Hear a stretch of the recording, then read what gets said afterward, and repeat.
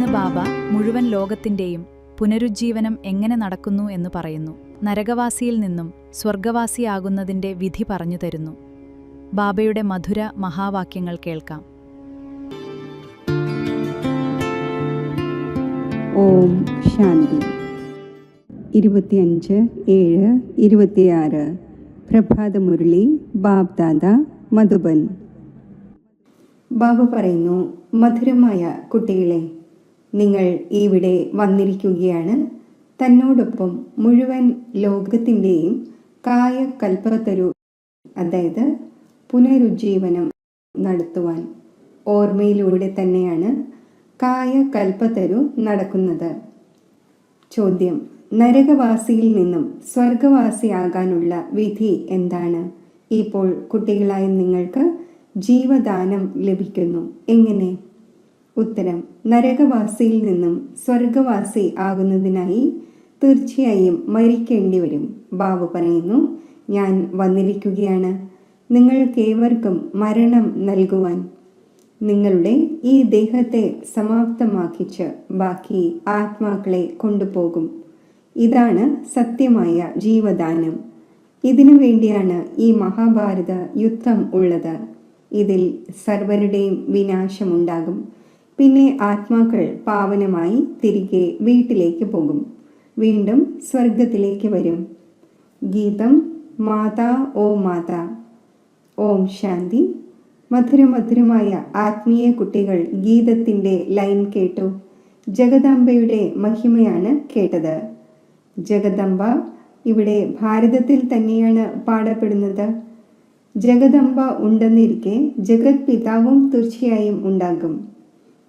ജഗദംബ എന്ന് സരസ്വതിയെ തന്നെയാണ് പറയുന്നത്. വാസ്തവത്തിൽ ആ ഒന്നിന് ഒരു നാമം തന്നെയാണ് ഉണ്ടാകേണ്ടത്. നിങ്ങൾക്കും ഒരു പേര് തന്നെയാണല്ലോ ഉള്ളത്, രണ്ടോ മൂന്നോ ഇല്ല. ഇപ്പോൾ ജഗദംബയെ തീർച്ചയായും സാകാരത്തിൽ കാണിക്കുന്നുണ്ട്. ശരീരധാരിയാണ്. ജഗത് പിതാവുമുണ്ട്. ആ ഒന്നിനെ പ്രജാപിത എന്നും പറയുന്നു. മുഴുവൻ ജഗത്തിൻ്റെയും അമ്മയായതുപോലെ മുഴുവൻ ജഗത്തിൻ്റെയും പിതാവാണ്. തീർച്ചയായും രണ്ടുപേരും ഇവിടെ തന്നെ ഉണ്ടാകും. രണ്ടുപേരുടെ നാമവും കേൾപ്പിച്ചു. രണ്ടുപേരുമാണ് പ്രജാപിതാവും പ്രജാമാതാവും. ഇപ്പോൾ ജഗത് പിതാവായി ഇനി ഒരാളെ പറയുന്നത് നിരാകാരനായ ശിവബാബയാണ്. ആ ഒന്ന് സർവരുടെയും പിതാവാണ്. ആ ഒന്നിൻ്റെ നാമം തന്നെ പരംപിത പരമാത്മാ ശിവൻ എന്നാണ്. കേവലം ഈശ്വരൻ അഥവാ പരമാത്മാവ് എന്നല്ല പറയേണ്ടത്. ആ ഒന്നിന് നാമവും രൂപവും ഉണ്ടല്ലോ. ആ ഒന്നിനെ ഗോഡ് ഫാദർ എന്ന് പറയുന്നു. ഒന്നാണ് ആത്മാക്കളുടെ പിതാവ്, ഇനിയൊന്നാണ് സാകാരി മനുഷ്യാത്മാക്കളുടെ പിതാവും മമ്മയും. ശിവനാണ് ആത്മാക്കളുടെ പിതാവ്. ആത്മാവ് പറയുന്നു അത് നമ്മുടെ പിതാവാണ്. പിന്നെ ആത്മാവിന് ഈ സാകാര ശരീരം ലഭിക്കുമ്പോൾ പറയുന്നു ബ്രഹ്മബാബ. അപ്പോൾ രണ്ട് പിതാവായി. ഒന്ന് ശിവബാബ, രണ്ടാമത്തേത് പ്രജാപിത ബ്രഹ്മ. ശിവബാബയുടെ പുത്രനാണ് ബ്രഹ്മാവ്. ഒന്ന് നിരാകാരനായ പിതാവ്, ഇനിയൊന്ന് സാകാരി പിതാവ്. നിരാകാരനായ പിതാവിനെ പതീത പാവനൻ എന്ന് പറയുന്നു. ബ്രഹ്മാവിനെയും സരസ്വതിയെയും പതീത പാവനൻ എന്ന് പറയുന്നില്ല. പതീത പാവനൻ ഒന്നാണ്. ഇവർ രണ്ടായി. എല്ലാവരും വിളിക്കുന്നു പതീത പാവന വരൂ എന്ന്. അപ്പോൾ രണ്ട് പിതാവായി. ശിവബാബയാണ് രചയിതാവ്, പുതിയ ലോകം രചിക്കുന്നു. അപ്പോൾ ആദ്യം ബ്രഹ്മാവിനെ തീർച്ചയായും രചിക്കേണ്ടതുണ്ട്. വിഷ്ണുവിനെയും ശങ്കറിനെയും ഒരിക്കലും പ്രജാപിത എന്ന് പറയുന്നില്ല. ബ്രഹ്മാവിനെ തന്നെയാണ് പ്രജാപിത എന്ന് പറയുന്നത്. അപ്പോൾ ശിവബാബ പ്രജാപിത ബ്രഹ്മാവിലൂടെ അഡോപ്റ്റ് ചെയ്യുന്നു. പറയുന്നു നമ്മൾ ശിവബാബയുടെ കുട്ടികളാണ്. ശിവബാബ ഇദ്ദേഹത്തിൽ പ്രവേശിച്ച് അഡോപ്റ്റ് ചെയ്തു. ആ ഒന്ന് ആത്മാക്കളെ പാവനമാക്കുന്നു. ആത്മാവ് തന്നെയാണ് പതീതമായത്. ഇത് കാരണം ശരീരവും പതീതമായത് ലഭിക്കുന്നു. സ്വർണത്തിൽ വെള്ളി, ചെമ്പ്, ഇരുമ്പ് എന്നിവയുടെ കലർപ്പ് ചേർക്കുന്നു.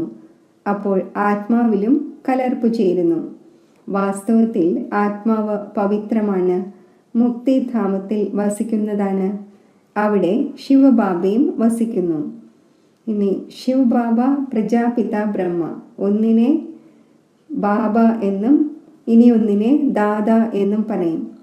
എല്ലാ മനുഷ്യരും ശിവന്റെ സന്താനമാണ് എന്നത് നിങ്ങൾ അറിയുന്നുണ്ട്. ശിവവംശിയുണ്ട്, പിന്നെയാണ് ബ്രഹ്മകുമാർ കുമാരിമാർ. ശിവബാബയും ദാദയും ഒരുമിച്ചാണ്. ശിവബാബ ഇദ്ദേഹത്തിൽ വിരാജിക്കുന്നു. നമ്മളെ ബ്രാഹ്മണനാക്കി രാജയോഗം പഠിപ്പിക്കുന്നു, മനുഷ്യനിൽ നിന്നും ദേവതയാക്കുവാൻ. ദേവതമാർ വസിക്കുന്നത് സത്യയുഗത്തിലാണ്.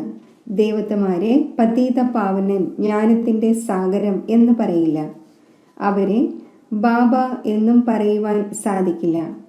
ഇപ്പോൾ നിങ്ങൾ വിഷ്ണുപുരിയുടെ അധികാരി ആയിക്കൊണ്ടിരിക്കുന്നു. വിഷ്ണുവിൻ്റെ 2 രൂപമാണ് ലക്ഷ്മി നാരായണൻ. ഇത് മനുഷ്യർ അറിയുന്നില്ല. ആരാണോ ഭക്തി ചെയ്യുന്നത് അവർക്ക് തീർച്ചയായും 2 ബാബയുണ്ട്.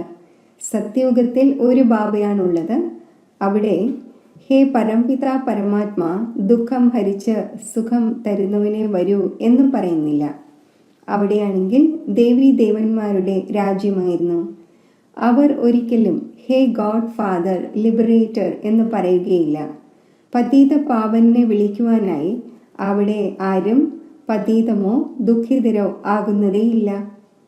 നിങ്ങൾക്കറിയാം, ഭാരതത്തിൽ ഇന്നേക്ക് 5000 വർഷം മുമ്പ് ദേവീ ദേവന്മാരുടെ രാജ്യമുണ്ടായിരുന്നു. പിന്നീട് 1250 വർഷത്തിനു ശേഷം രാമന്റെയും സീതയുടെയും രാജ്യം. ബാബ സിദ്ധമാക്കി പറഞ്ഞു തരുന്നു, സത്യയുഗത്തിലും ത്രേതായിലും നിങ്ങൾ 21 ജന്മമെടുത്തു. ബ്രാഹ്മണൻ, ദേവത, ക്ഷത്രിയൻ എല്ലാം ഭാരതത്തിൽ തന്നെയാണാകുന്നത്. ബാബ വന്ന് പഴയ ലോകത്തെ പുതിയതാക്കുന്നു, റിജുവിനേറ്റ് ചെയ്യുന്നു, കായ കൽപ്പതരു ആക്കുന്നു, അമരമാക്കുന്നു.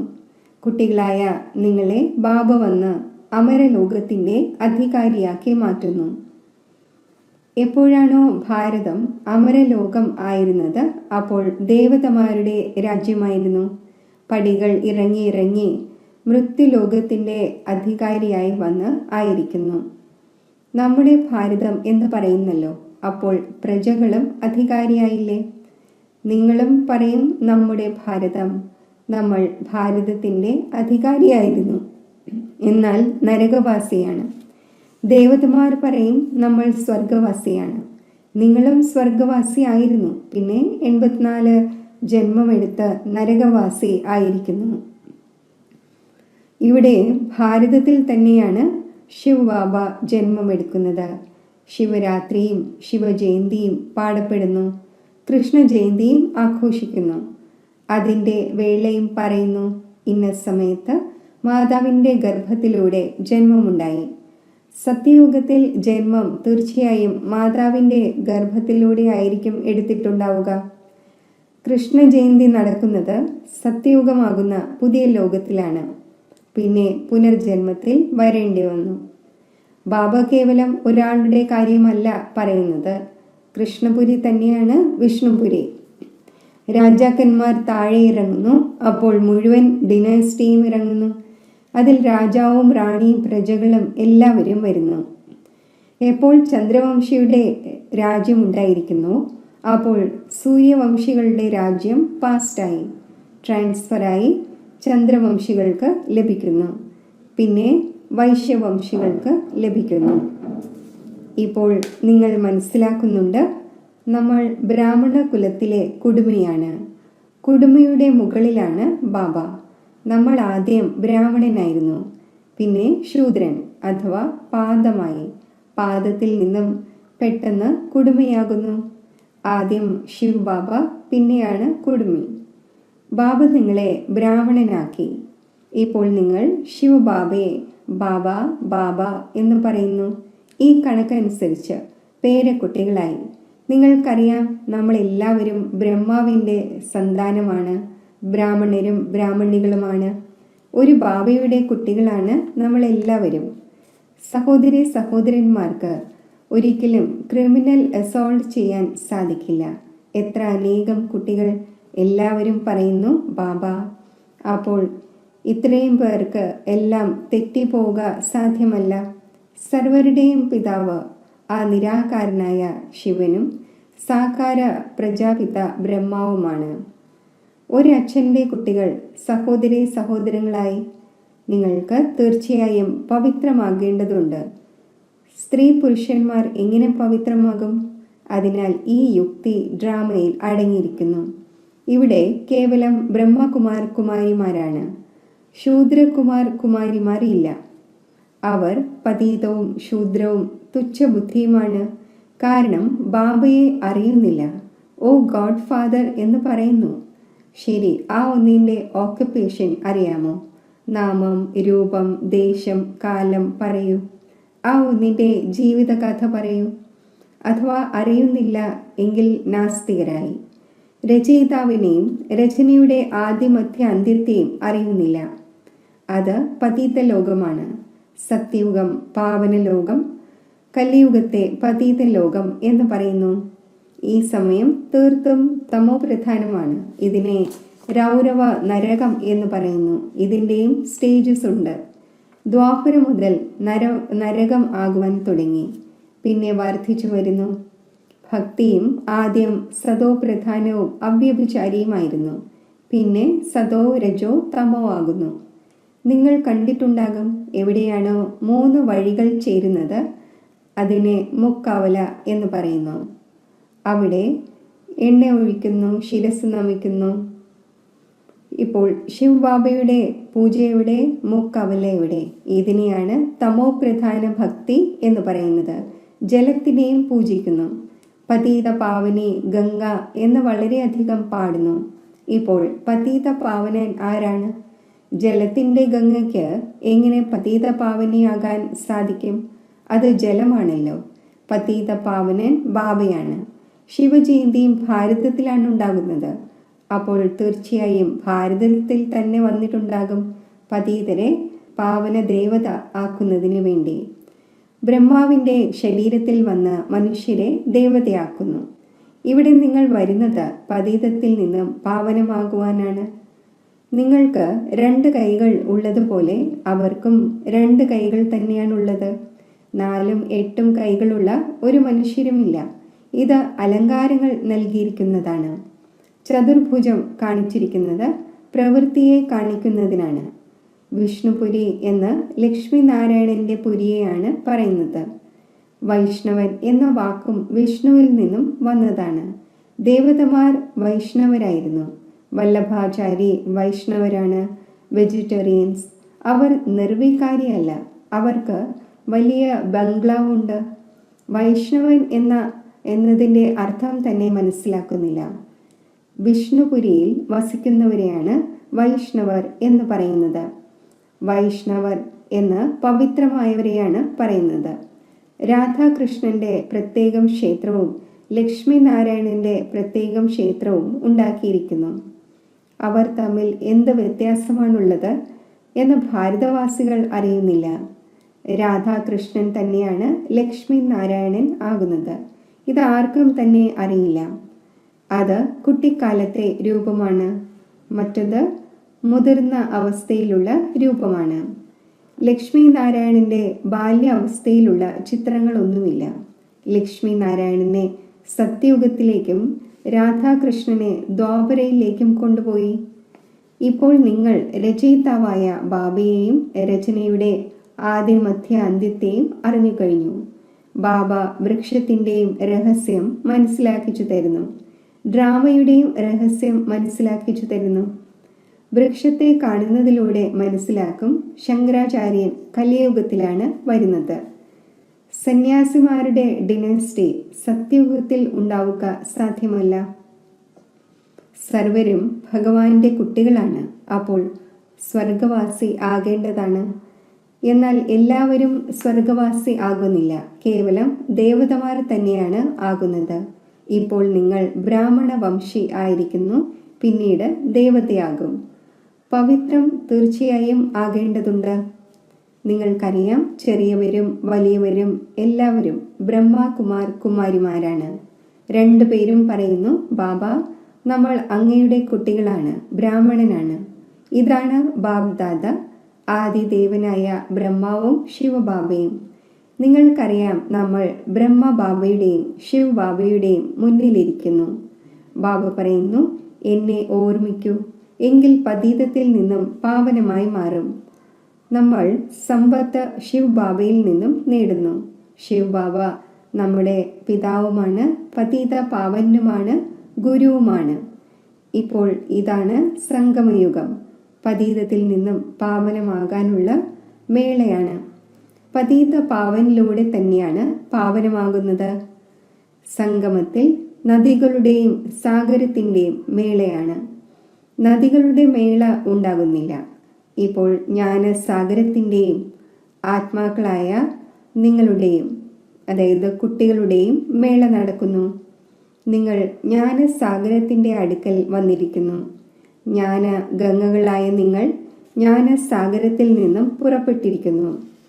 നിങ്ങൾ ജ്ഞാന സ്നാനം ചെയ്യിച്ച് പാവനമാക്കുന്നു, യോഗം പഠിപ്പിക്കുന്നു.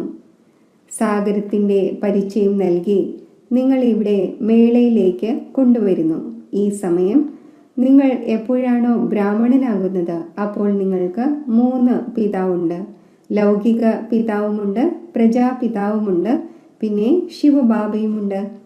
ഭക്തിമാർഗത്തിൽ 2 പിതാവാണുള്ളത്. സത്യയുഗത്തിൽ 1 പിതാവാണ് ഉണ്ടാവുക. ഇത് മനസ്സിലാക്കേണ്ട കാര്യങ്ങളാണ്. ഇപ്പോൾ നിങ്ങളുടെ ആത്മാവ് പറയുന്നു, എൻ്റേത് ഒരു ശിവബാബ, രണ്ടാമത് ആരുമില്ല. ബന്ധുമിത്രാദികളും ഉണ്ടായിരിക്കുമ്പോഴും പറയുന്നു, എൻ്റേത് ഒരു ശിവബാബ. ആ ഒന്നിൻ്റെ ഓർമ്മയിലൂടെ തന്നെയാണ് പതീതത്തിൽ നിന്നും പാവനമാകേണ്ടത്. ആത്മാവ് അറിയുന്നുണ്ട്, ആ ഒന്ന് നമ്മുടെ പിതാവുമാണ്, ടീച്ചറുമാണ്, സദ്ഗുരുവുമാണ്.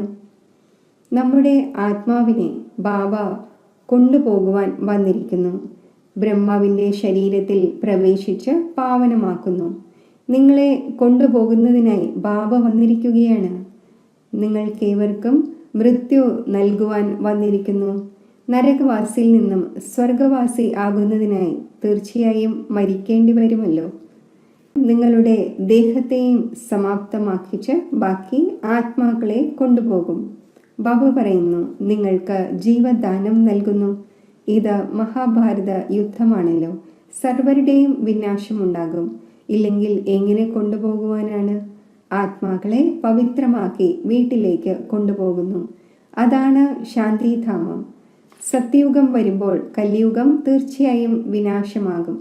ഇതിനു വേണ്ടി മഹാഭാരത യുദ്ധം പ്രസിദ്ധമാണ്. നടക്കുന്നതും ഈ സംഗമത്തിലാണ്. നിങ്ങൾ മനുഷ്യനിൽ നിന്നും ദേവതയാകുമ്പോൾ.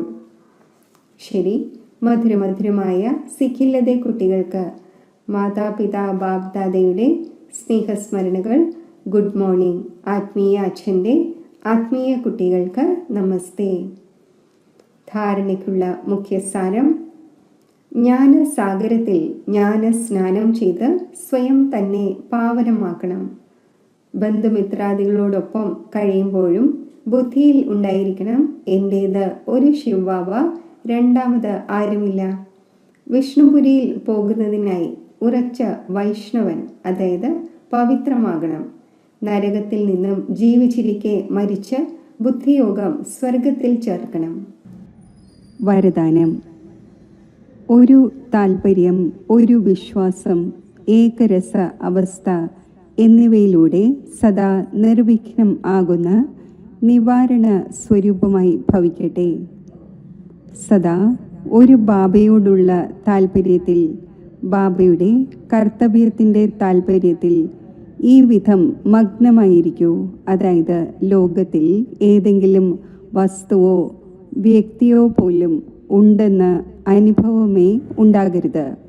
ഇപ്രകാരം ഒരു താൽപര്യത്തിൽ, ഒരു വിശ്വാസത്തിൽ ഏകരസ അവസ്ഥയിൽ ഇരിക്കുന്ന കുട്ടികൾ സദാ നിർവിഘ്നമായി കയറുന്ന കലയുടെ അനുഭവം ചെയ്യുന്നു. അവർ കാരണത്തെ പരിവർത്തനപ്പെടുത്തി നിവാരണ രൂപം ആക്കി മാറ്റുന്നു. കാരണത്തെ കണ്ട് ദുർബലം ആകുന്നില്ല, നിവാരണ സ്വരൂപമായി മാറുന്നു. സ്ലോഗൻ: പ്രശംസയുടെ ആധാരത്തിലുള്ള പ്രസന്നത അല്പകാലത്തേക്കായിരിക്കും നിലനിൽക്കുന്നത്. അവ്യക്ത സൂചന: ജ്വാല സ്വരൂപ സ്ഥിതിയിൽ ഇരുന്ന് ശക്തിശാലി ഓർമ്മയുടെ അനുഭവം ചെയ്യൂ. ജ്വാല സ്വരൂപത്തിൻ്റെ സ്ഥിതിയുടെ അനുഭവം നേടുന്നതിനായി നിരന്തരം ഓർമ്മയുടെ ജ്വാല പ്രജ്വലിതം ആയിരിക്കട്ടെ. ഇതിനുള്ള സഹജ വിധിയാണ് സദാ സ്വയം സാരഥിയും സാക്ഷിയുമായി മനസ്സിലാക്കി നടക്കൂ. ആത്മാവ് ഈ രഥത്തിൻ്റെ സാരഥിയാണ്. ഈ സ്മൃതി സ്വതവേ തന്നെ ഈ രഥത്തിൽ നിന്നും അഥവാ ദേഹത്തിൽ നിന്നും ഏതെങ്കിലും പ്രകാരത്തിലുള്ള ദേഹബോധത്തിൽ നിന്നും വേറിട്ടത് ആക്കുന്നു. സ്വയം സാരഥിയായി മനസ്സിലാക്കുന്നതിലൂടെ സർവ കർമ്മേന്ദ്രിയങ്ങളും തൻ്റെ കൺട്രോളിൽ ഇരിക്കുന്നു. സൂക്ഷ്മ ശക്തികളായ മനസ്സും ബുദ്ധിയും സംസ്കാരവും ഓർഡർ അനുസരിച്ച് ഇരിക്കുന്നു. ഓം ശാന്തി.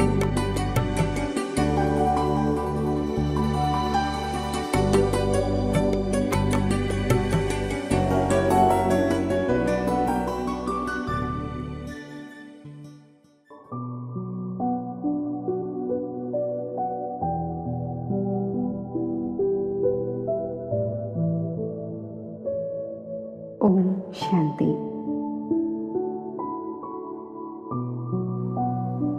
ആത്മസ്മൃതിയുടെ തിലകമണിഞ്ഞ്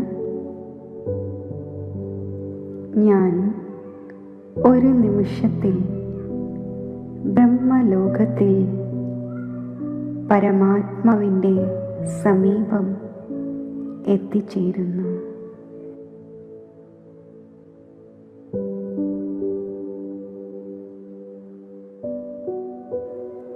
ശിവപരമാത്മാവിൻ്റെ തേജസ്വി കിരണങ്ങൾ ആത്മാവിൽ സ്പർശിക്കുന്നു.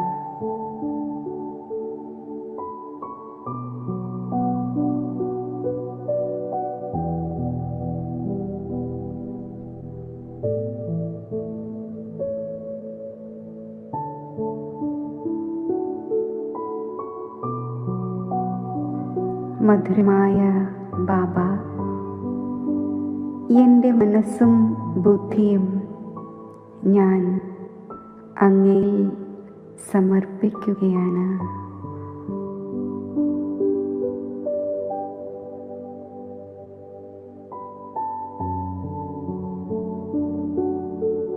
അങ്ങയുടെ സന്താനമായ ഞാൻ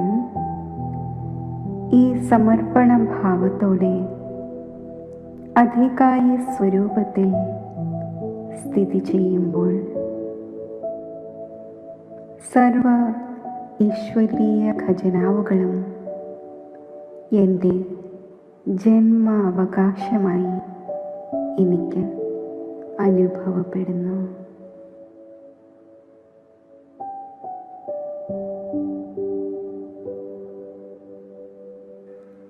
വരദാതാവായ ബാബ, അങ്ങ് നൽകുന്ന വരദാനങ്ങൾ എന്നെ സമ്പൂർണതയുടെ പുരുഷാർത്ഥത്തിൻ്റെ മാർഗത്തിൽ സഹജമായി മുന്നോട്ട് നയിക്കുന്നു.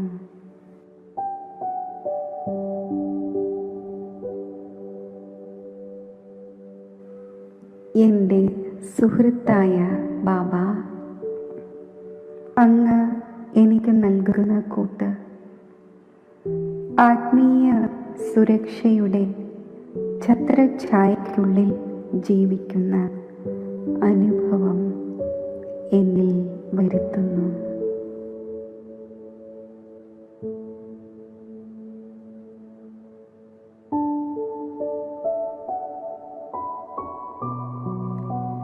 എൻ്റെ മാതാവും പിതാവുമായ ശിവപരമാത്മാ,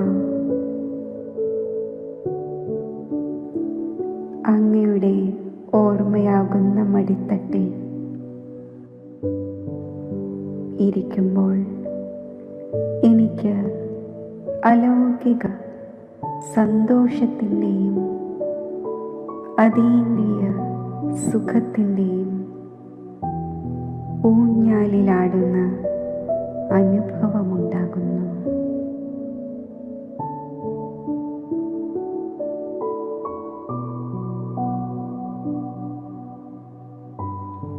ബിന്ദുരൂപമായ ബാബയിൽ നിന്നും ലൈറ്റിൻ്റെയും മൈറ്റിൻ്റെയും കിരണങ്ങൾ എനിക്ക് പ്രാപ്തമാകുന്നു.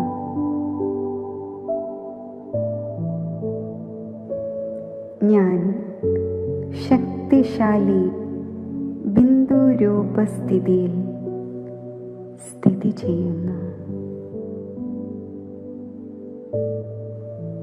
ഈ ശക്തിശാലി സ്ഥിതിയിൽ എൻ്റെ അനേകം ജന്മങ്ങളിലെ പാപങ്ങൾ ഭസ്മമാകുന്നു.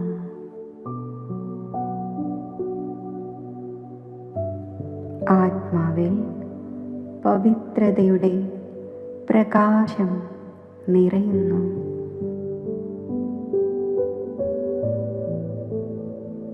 വിശ്വമംഗളകാരിയായ ബാബയോടൊപ്പം ഞാൻ കമ്പൈൻഡ് രൂപത്തിലിരുന്ന് എൻ്റെ സങ്കല്പത്തിലൂടെയും വൃത്തിയിലൂടെയും സുഖത്തിൻ്റെയും ശാന്തിയുടെയും ശക്തിയുടെയും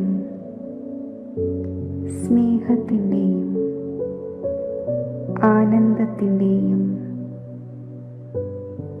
ആത്മീയ സുഗന്ധം വിശ്വമാകെ വ്യാപിപ്പിക്കുകയാണ്.